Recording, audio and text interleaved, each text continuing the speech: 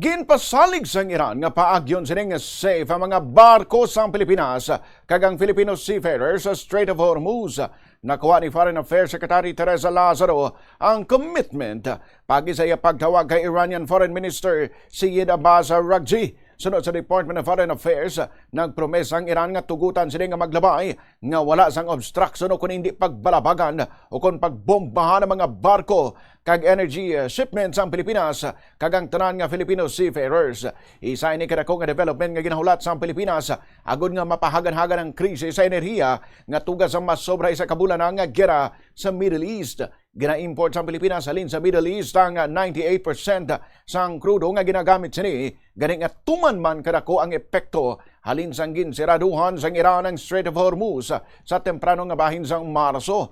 Suno pa sa DFA, bangod sang pasalig sang Iran, ginalantaw nga mangin steady na ang pag-deliver sang langis kag fertilizer supply sa Pilipinas. Nabaluan nga may amuman sining nga kasugtanan ang Iran sa iban nga mga pungsod sa kondisyon nga hindi lang sila magpasilabot sa gyera. Sang Marso 26, matandaan nga nag-anunso ang Foreign Ministry sa mga pungsod nga tugutan nila nga magkalabay sa Strait ang mga barko halin sa China, Russia, India, Iraq kag Pakistan.